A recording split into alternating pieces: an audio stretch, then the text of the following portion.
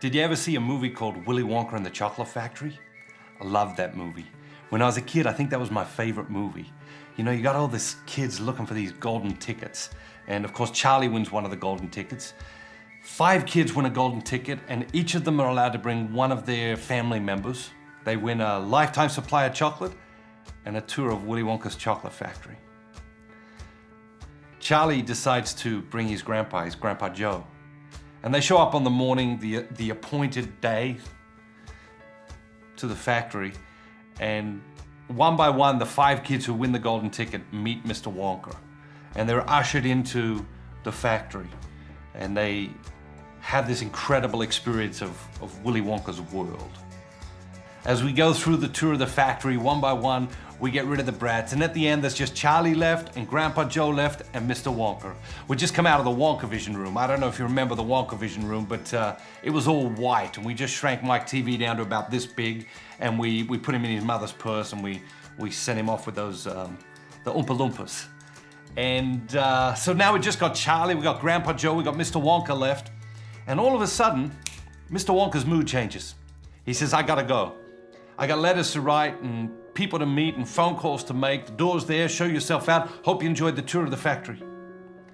And Mr. Wonka disappears in behind this enormous office door and the door slams. Charlie looks up at Grandpa Joe and he says, what happened? Grandpa Joe says, I don't know, but I'm gonna find out. And Grandpa Joe goes charging into the office. In the office, everything's in half. Half a desk, half a chair, half a statue, half a mirror, half a clock, half a filing cabinet. Everything's in half. And Mr. Wonka's sitting on half a chair at half a desk, writing half a letter with half a pen. Grandpa Joe walks up behind him. He says, Mr. Wonka, what about the chocolate? Wonka doesn't say anything, doesn't turn around, just completely ignores Grandpa Joe. And Grandpa Joe goes and gets right in Mr. Wonka's face. And he says, what about the chocolate? When does Charlie get the chocolate? I mean, he found the golden ticket, he enjoyed the tour of the factory, but when does he get the lifetime supply of chocolate? Mr. Wonka gets really angry. He says, there is no chocolate.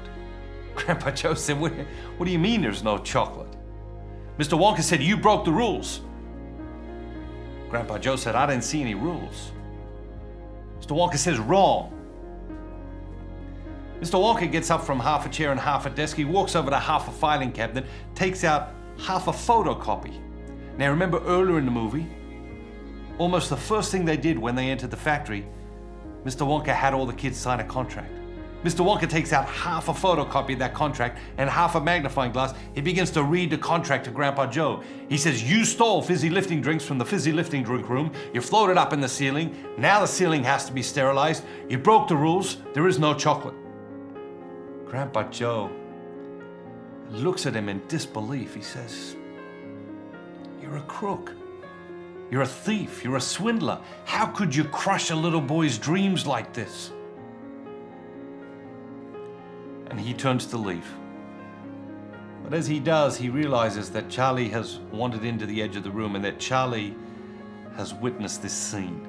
You can tell by the look on Charlie's face that he's crushed. He's just seen, his hero fall. And Grandpa Joe walks over to Charlie and he takes him by the arm and he begins to walk him out of the room.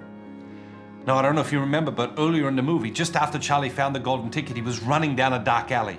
And who did he meet in the dark alley? That's right, Slugworth.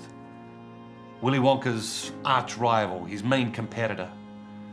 And Slugworth had offered Charlie more money than he could earn in 100 lifetimes if Charlie would bring him one what? That's right, an everlasting gobstopper. And Mr. Wonka had given each of the kids one everlasting gobstopper during their tour of the factory.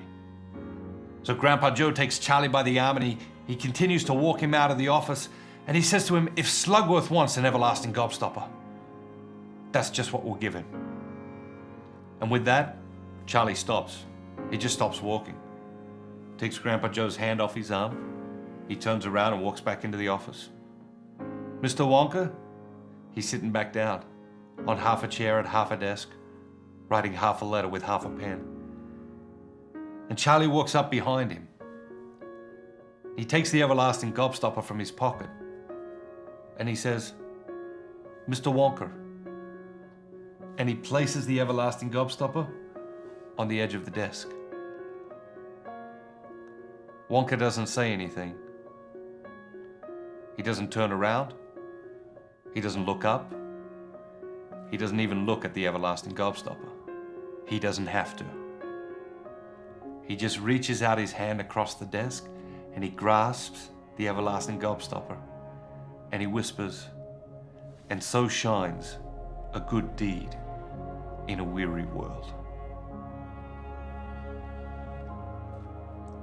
Charlie knew what the right thing to do was, right? But so did Grandpa Joe. Grandpa Joe actually encouraged his grandson to do the wrong thing. And in your life, you'll be amazed the kind of people who'll be encouraging you to do the wrong thing, even though you know what the right thing to do is. Just do the next right thing. God's given you reason. He's given you conscience. Why? Because he wants you to live a full life. He wants you to live life abundantly. He wants you to live with passion and purpose. He wants you to live life to the fullest. He wants you to be able to make great decisions, because great decisions are the foundation of living a great life.